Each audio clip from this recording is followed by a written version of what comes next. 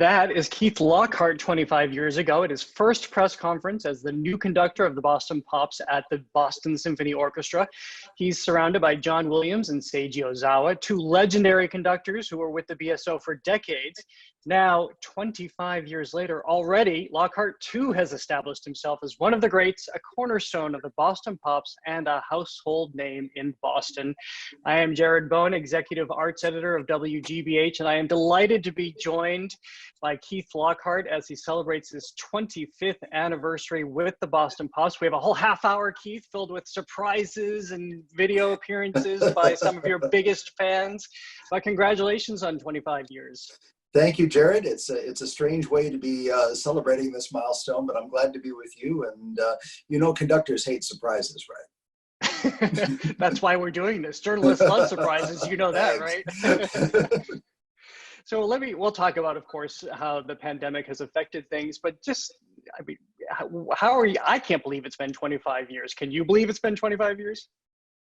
Well, in some ways it feels like I've been here forever. It's been such a part of my life for such a long time now. But in some ways, no, you're right. It feels like, except when you show pictures like the picture you just showed, and I go, wow, who is that kid over there? It's flown by. I always knew it was a long-term association of some sort. Who knew when you're 35, though, long-term can be anything from 5 years to 50 years. And here I am 25 years in, and looking forward to a kind of a return to normality for the next quarter century. We definitely all look forward to that. I wonder, you always exude this confidence and calm and grace on stage. Was it like that at the beginning? Did you feel the weight of what you were entering into 25 years ago? Well, that first year, people ask me what my favorite moments from it were, and honestly, usually I say, well, I don't really remember it. I think it's a defense mechanism the body has. I think it's just pretty much shut it out. It went by in such a blur. I had so many prior commitments I was still trying to fulfill at that point, and I went from, conductors are always visible. I mean, they're always used as the front of an organization, and that wasn't surprising, but the level of attention was huge and a little overwhelming. And the places I felt most comfortable, honestly, were back on the podium, because at least, I recognized that. Well, we saw that picture of Seiji Ozawa, John Williams, of course, who had a legendary and still has a legendary presence here. How instrumental were those figures in kind of getting you on your way? Well, John has remained a great colleague, a great friend, a phone call away. And John is he doesn't offer a lot of advice. If you solicit it from him, he does, and he picks his words very carefully, and what he says is usually very wise. The first time I met John was the night before that picture was taken. We met in his suite at the Four Seasons. They snuck me up like a back elevator there, so nobody would see me prior to the coming out party. And we talked for quite a while, just about his experiences with the Pops. And one thing he said to me stuck the whole time, and that is that he said, there's going to be a lot of temptation to grab this and try to make it your own as quickly as possible, because look, you're following Arthur Fiedler and me, and so is this 35-year-old kid. Well, I'll show you, I'll make it in my image. And he said, don't, resist that temptation. This organization is bigger than any of us are, and will be still going on, we hope, long after we're gone. So show yourself to be a faithful steward of that tradition. And just over time, the choices you make, the artists you bring in, the repertoire you add, all those things you will begin to be reflected in the product of the organization. And those were wise words. And I really had to bite my tongue in the first few years and just say, well, this is the way we've always done things, and we'll slowly move them around. This question might belie everything that you just said, but how have you come to make the Pops your own over the last 25 years? Well, I think what we've tried to do, me and my wonderful staff who make this possible, is to continue the great tradition of the Boston Pops, which is the widest possible spectrum of musical experience for the widest possible audience of potential interested audience members. We've been an outreach vehicle since long before the term outreach was ever coined. And with that, the Pops is always supposed to reflect not necessarily the person leading it, but it's supposed to reflect the times in which it happens. So I think we've used the same traditions and the same principles that Arthur Fiedler set up in the 1930s, but we've just updated it, and which means different repertoire, different musical influences. The wide world is much closer than it's ever been now in terms of understanding the musical influences that come from all over the globe. We've tried to incorporate those, and we've tried to make sure that it was reflective of the experience of the audience that comes in to see us.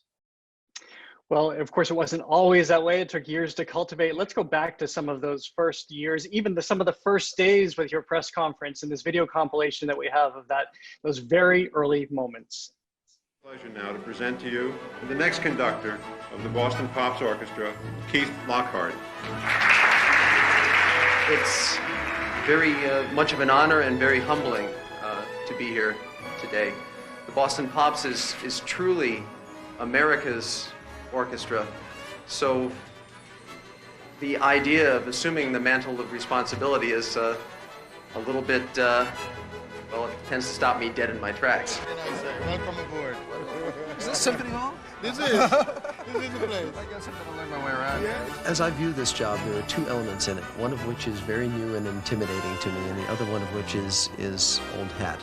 The easy part, the part I'm comfortable with, is what I do for a living, what my life is, which is getting up on the podium, making music, working with the orchestra, entertaining the audience. The hard part is all the hype.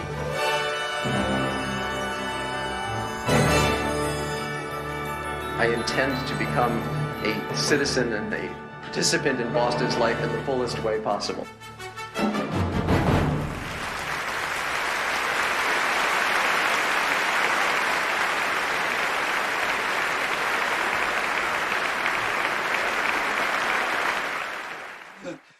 You look like a Kennedy there, just the youth and vigor of the Kennedys here in Boston. I noticed you had those headshots in those early days, and I do remember the coverage of you when you first came to town. You were the biggest celebrity to be in this town. What was that like to have that attention on you?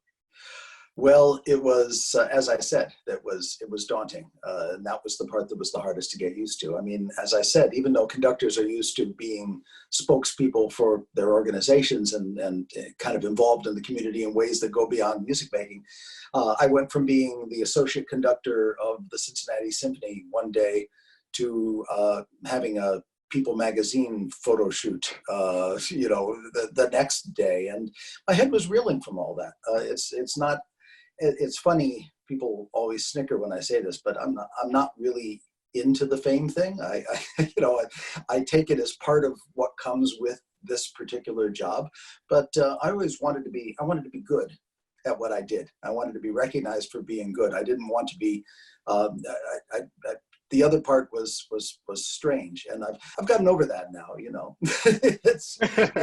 It's great to have been embraced so completely by the community. I said, I intend to become a citizen of Boston in the fullest way possible. Well, I really have. It feels now like I'm part of the furniture, which is really what it should feel like. Do you know now how you got the job? Obviously, there was a lot of focus. There was a lot of competition. Have you come to understand what separated you from the pack? Well, I suppose that's not for me to say, but I would say that, I think the BSO had a very interesting challenge in picking the next conductor of the Boston Pops. When Fiedler died, he'd been there, he was in his 50th year, and they were seeking to replace somebody whose name was so of a one with Boston Pops. It was almost impossible imagining anybody else's name there. And so they went for somebody whose fame was already assured for something else. Because, I mean, John Williams was not quite as legendary in 1980 as he is today, but he was still the guy who had written Star Wars and Jaws and a couple of things like that. And then when John announced that he was leaving, I think they tried again to not bring in somebody who would be directly a comparison with John. So they went back more to the orchestra world and to somebody whose experience was more as a performer rather than a creator, and decided to use their energies to build visibility around me. And I don't know how I rose to the top of the pack, but I'm sure glad they picked me. Well, as you just reminded us, and as we saw in the clip, you really wanted to be a citizen first. Maybe arguably Boston's biggest citizen, chief citizen, has a message for you that we bring you now. Keith, congratulations on 25 years at the Boston Pops. You're a Boston legend, and you've contributed so much to our arts community. You've also helped to make the arts more inclusive and encourage young people to embrace the power of music. Congratulations, and thank you for all that you've done. That, of course, you, is Mayor a message. Mayor, a message from Mayor Marty Walsh. Yeah, how have you come to make the Pops so much a fiber of Boston, everywhere from its citizens to its schools to just being a major, vibrant part of the arts landscape here? Well, you know, the advantage coming in was that the Pops was already embraced with a ferocity that is unique to Boston and is similar to the way that we have an ownership of our sports teams.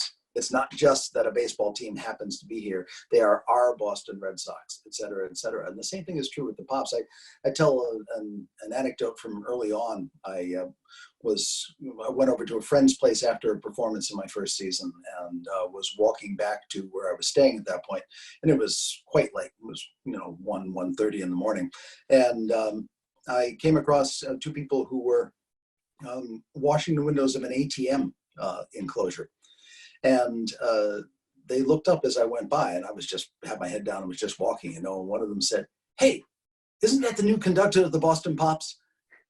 I was like, and as I walked, I turned around and waved. As I walked on, I said, "God bless this town. What an amazing place where the people who are washing the windows in the ATM know who the conductor of the orchestra is." And so I've tried to make sure that we stay central to that community experience. I think one of the brilliant things about the founding of the Boston Pops 5 years into the Boston Symphony's life was that it was a way to connect with the broadest possible public, to keep their base of support really, really wide. So we've tried to be involved in as many civic events as possible. We have great relationships with the Boston sports teams, in particular the Red Sox and the Patriots, being associated with them when they won the first of what became their dynastic reign, which, well, let's not talk anybody about that. I don't want to start crying in this interview. At least I was here for all of it. Anyway, so I started out with the advantage that there was a real, true affection in this town for the Pops, and that's a great thing to capitalize on.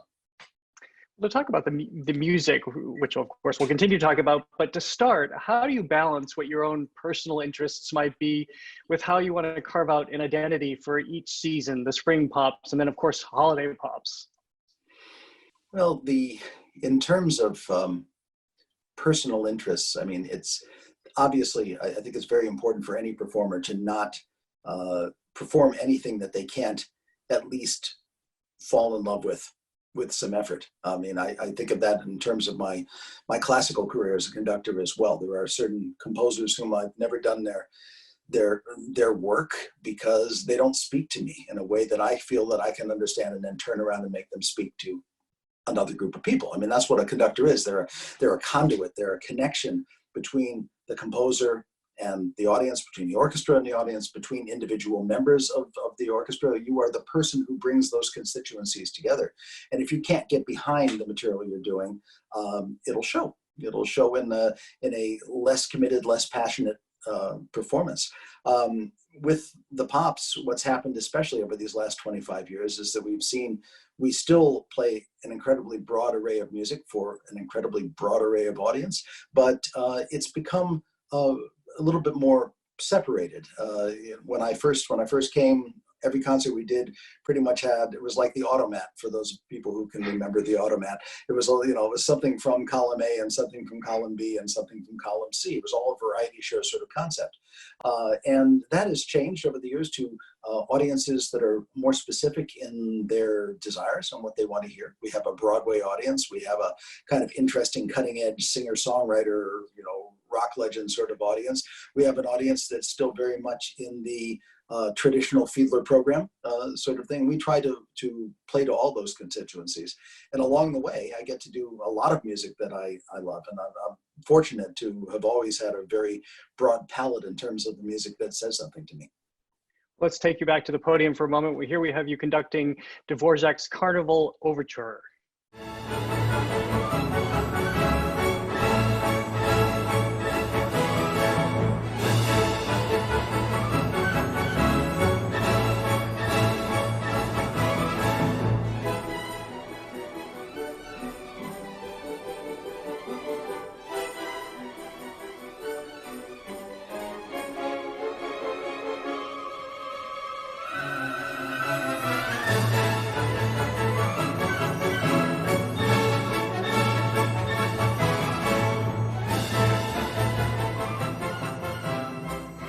What is it? How do you describe the experience that you have when you're up there conducting? I think people's experiences as a performer, it's a very personal sort of thing. Even in the case of a conductor who is obviously dealing with a whole lot of other people who are actually the ones responsible for making the sound. It's one of the things that makes the current environment so frustrating, is that there is nothing more superfluous than a conductor at this particular point in history, because our job, our voice is dependent on the individual voices of 80, 100, couple hundred different talented people. And when those people can't all gather in community, there is really nothing for a conductor to do. When you're in the zone as a performer, for me at least, time stands still. You don't think about anything else. There is no, oh, I forgot to pick up the milk at the grocery store sort of thing going through your head. There's no, what am I doing after this? Who's in the concert? Who's in the house? There's no, gee, I wish I hadn't, yelled at my kid today. I mean, there's none of that. You are totally in the music, totally listening to what's coming back to you, but also serving. A conductor's role is kind of Janus-like, in that you look forward and back at the same time. You look forward because you have to be a causatory force. The thing that all those musicians in front of you need more than anything else is a downbeat. I mean, to be really basic about it, but they need to know where you'd like them to put the music, and then they put the music there. And if you're not causatory, if you don't make those things happen, if you're always waiting to see if they did what you asked for last before you give the next thing, then you don't want to be the kind of leader who yells charge, jumps out of the trench, and then turns around to see if anybody's behind them. On the other hand, you also have to be not just playing the recording in your mind, you have to be actually listening to what's coming back. It's all a series of micro adjustments. You hear, percussion and the brass aren't together on something. Well, what can you do physically to make that change in real time? But the best moments as a conductor are the ones where you feel like a straight conduit to the music. You feel like you are worthy and able to communicate what it is that the composer was thinking when they wrote down those little black notes, and you're one with the music. Conversely, when you're not having a good day on the podium, all those things, the grocery list, the fights with your family, any of those things all come rushing back, and you keep trying to push them back out so you can do your job. And what about the energy? From when I'm speaking to groups, I can feel it. I've spent years interviewing actors who feel that energy in the room, and they say it is part of the performance. Do you read the orchestra? Do you read the audience behind you, especially at Symphony Hall, where the acoustics are so good that you can also hear the audience behind you? Mm-hmm. There is definitely something to that, and I'm sure you felt it. Just in talking in front of large groups of people. There are points where you have an audience and points where you don't have an audience. And the more you can keep them with you, you can feel kind of a wave of positive energy and expectation. And you can even feel that as a conductor without looking at them, because of course, kind of mercifully, actually, I remember as a pianist, one of the most difficult things, and one of the things that when we teach you, we talk to you about all the time, is how to shut out audience distraction. And do what you need to do on the stage. The great thing about being a conductor is you've already shut out a large part of it by not looking at the audience, but you can feel them. You know they're there, and you know when they're with you, and you know to some extent when you're losing them. And as to the orchestra, I mean, there's a group psychology part to being a conductor, just like any leader of a large group of people. You can't deal with everybody individually in the context of being on the stage, but we have moods as individuals, and on top of that, there are collective moods that are brought about by what's going on. How exhausted everybody is, whether they've just had 10 performances in a row in 2 weeks and no days off, and then they've been thrust into the pops, or whether they're rested, kind of excited and raring to go. And you need to acknowledge those things, and those things affect the way that you ask them to do what you ask them to do. Well, speaking of that orchestra, I think they've been in a good mood as they look back at your own 25 years. Here are some of the musicians you know so well with a message for you. Hi, Keith. What an incredible 25 years you've had here. I think you and I have shared 22 of those years, and I've seen you throw out the first pitch, I think 4 times at Fenway, and I've yet to see you throw a strike. I'm retiring, so I don't have another 22 years, but I'm assuming within that period you will be able to throw a strike. Anyhow, congratulations. Wishing you many, many more years of great music making in Symphony Hall with the Boston Pops. Hello, Keith. Here I am in my front yard competing with the birds, the bees, the leaf blowers, and the flowers. And behind me is proof that spring has sprung. And I fully expect Pops to spring back. I expect you to be at the helm. I expect those downbeats. I'm a bass player. I can't do anything without a downbeat. All best on your 25th. May you have many more.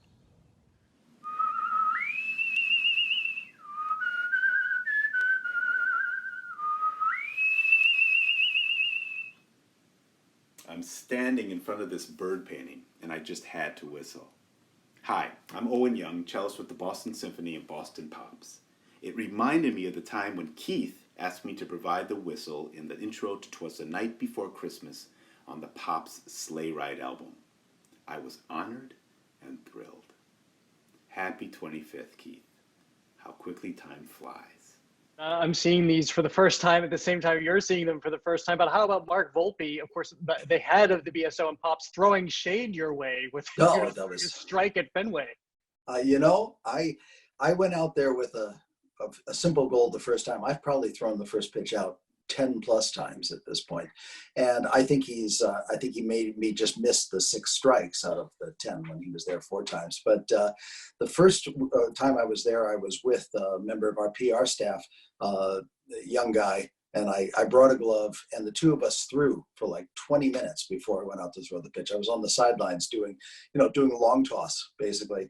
And the pitch was fine. It was a little high, but not enough for the catcher to have to get out of the crowd. So I thought that was pretty good for the first one. And it was Doug Mirabelli, the guy who used to catch Tim Wakefield. And then he tried it back out with the ball. He said, "Congratulations, pretty good." And I said, "Second career?" And he said, "Keep your day job," and chuckled and went back. I love sports. I've always loved sports, and both as a watcher and a participant. And it's coming to Boston. People say, "Well, you were born in New York. How were you ever able to do this?" And I said, "Well, it's simple, actually. I grew up as a Mets fan, which made me a lot easier to switch over. If I were a Yankees fan, I probably wouldn't have gotten that far in the selection process." You have had all of these extraordinary moments in and outside of the hall.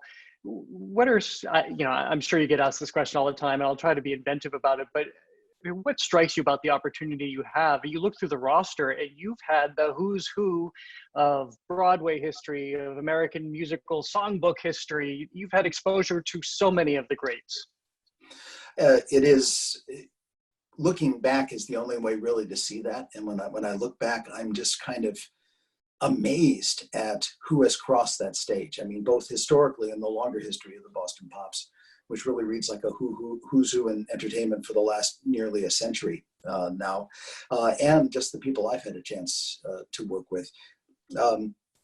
They really cover the spectrum of musical expression. Great jazz artists, people like Gary Burton, for instance, and great vocalists, both of the past and the future. One of the most poignant things is I think about the people whom I've worked with who have left us over that period of time. And my very first 4th of July, one of the marquee names was Mel Torme, who was one of the few of these artists whom I had worked with before I came to the Boston Pops, actually. And Rosemary Clooney on our, I think, first televised Christmas show. So, you know, just people who really are just legends, and to have been part of their life and their journey in any small way is an honor.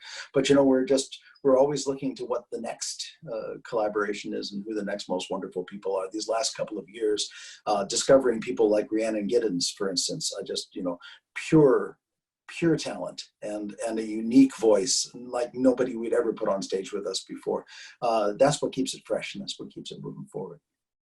Well, and what we've always appreciated, I think, too, is your willingness to be unconventional, whether it's in sports or comedy. Here's Penn and Teller on your stage. Good evening. My name is Penn Gillette. This is my partner, Teller. We are Penn and Teller, and this is the Boston Pops. Hit it!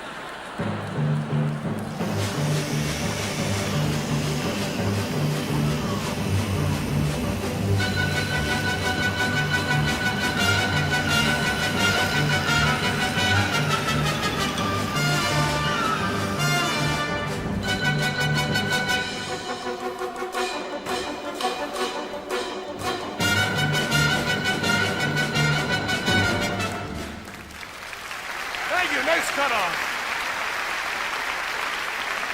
And you know, since we are Penn and Teller, we thought we'd show you a little bit about how we do it in case you want to try it out at home. Get yourself a big box like this, get your partner to squeeze himself up like a little pretzel. Fit in the bottom. And then you just find yourself some kid hanging around backstage.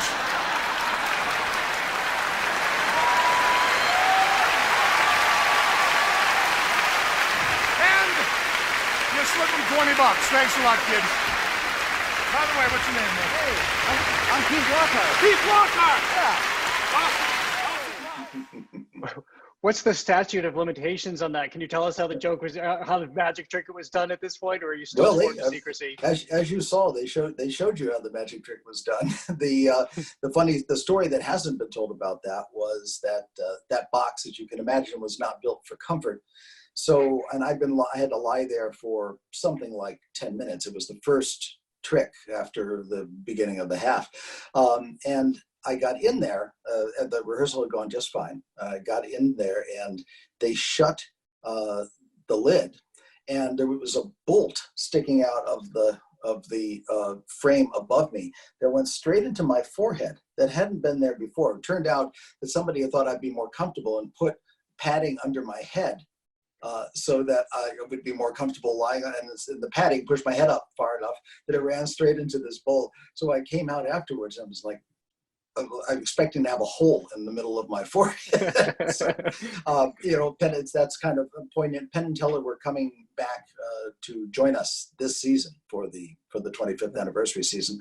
They were the guests at probably my 3rd or 4th concert of my tenure. That very first weekend, they came and did TV with us for Evening of Pops, and we've been in touch ever since, actually. And I've been talking all the way through when we finally pulled the plug through beginning of April with Teller, who, believe it or not, does talk. And talking to him about plans and floating ideas and giving him rep and that sort of thing. And I saw them when I had the Pops on tour in Las Vegas a few years ago, 4 or 5 years ago. Hadn't seen them in years. I walked into the lobby where they were signing things at the end, and Teller put down his pen, looked across the lobby, and went, "Conductor boy." Well, we're going to roll in some pictures of some other hugely famous and high-profile people that you've had on the stage over the years. I won't ask you to talk about each of them or even pick a favorite, but you do get a sense of what greatness is and how greatness is comported. What really distinguishes people as you've worked with the best in our cultural history? Well, at the end of the day, I think people. The people who are the most satisfying to work with are people who have a really good sense of self a really unique voice and are not afraid to use it. It's one of the things that defines a great performer. I mean, I think there are lots of people with the talent to be great performers, but not necessarily the desire to let people in as much as it takes to be a great performer. The guy we're looking at right now, by the way, is a great performer, and for a long time had that's Shaq, right? That's It is, yeah. Yes, because he was by far the tallest person who had ever graced the Symphony Hall stage, but he's no longer. He lost to Taco Fall when we had him last Christmas. But he outweighs Taco Fall by about 150 pounds, I think. So he's certainly the biggest. One of the things that we're going to miss, we alluded to this at the top, of course, things are very different right now. There's you with Celine Dion, my goodness. You're both so incredibly young there. That's fantastic. But the season, of course, has been canceled. The 4th of July, we know, won't happen, unfortunately. We want to play a little bit of that, of what the 4th of July typically is like, and then get your sense of what that moment means for not only the city, but really for the nation, as it has been for the last 25 years. But again, here, let's go to the 4th of July.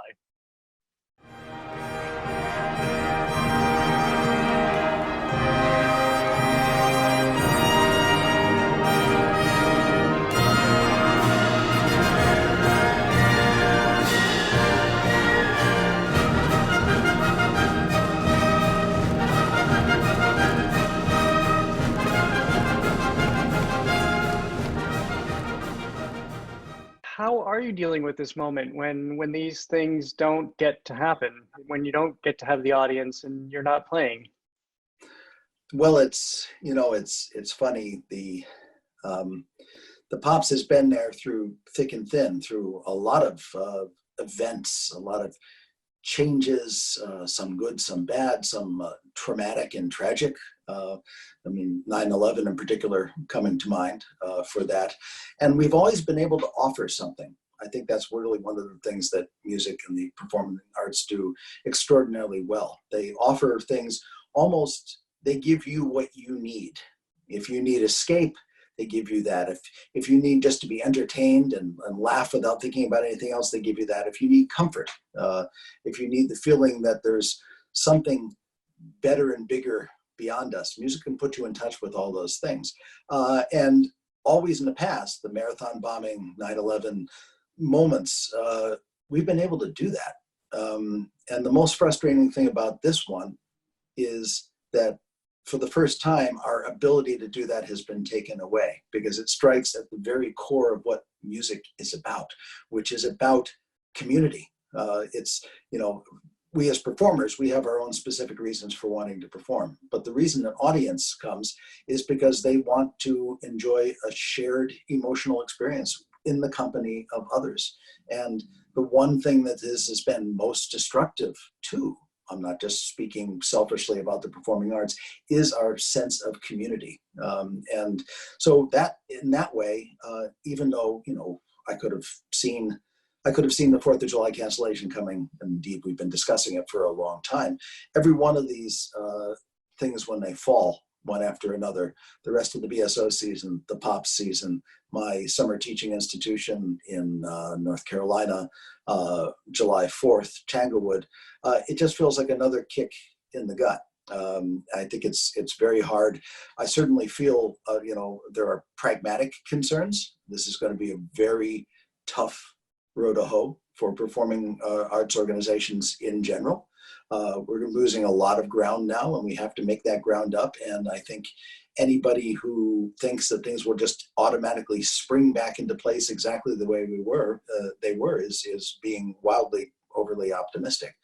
And there are many people, many of my good colleagues, some of those wonderful people you saw on stage there for the 4th of July, who are in the gig economy and have watched that completely go away in a matter of days. Something that it took years and years and years for them to build up. So there's a lot of people to be concerned about, and a lot, I think, more profoundly, just to be concerned about the ongoing state of the performing arts. And we're all working, I think, on our side very hard about modeling how things could be and how we can continue to do what it is we're supposed to do in whatever the, as they say, new normal is going to be. I'll just ask you quickly before we close, if you, I know everybody is wrestling with this answer, but do you have any sense of, also as we take this moment to consider who we are, and what we should be going forward, do you have any sense of what the Pops, what your role will be on the other side of this? Well, presuming we can do what we do best, which is bring people together and share experiences with them, I think the Pops is going to be oh so important coming back. I think people, I'm already thinking, for instance, one of the next times I hope that I'll get to see our Boston audiences in Holiday Pops next year, which is such a huge thing, such an important emotional and spiritual thing for a lot of people already. And this year, I think its meaning will be ever so much more poignant. I mean, because of the losses people have suffered, because of this look we've had very quickly and universally. I mean, pretty much everybody in the world has all of a sudden been our idea that these things, all these things we take for granted, these social connections, these social structures that we built up, could instantly pretty much vanish, just be gone. And I think the urge by that point to be in community, to have shared experiences, to have traditions, which after all, what are traditions? Traditions are being able to reach out and grab something when everything else seems totally foreign and go, wow, at least that's still there. And so I really, really think that our role will be critical in providing people with that stabilizing force. I just hope that that we're able to provide it.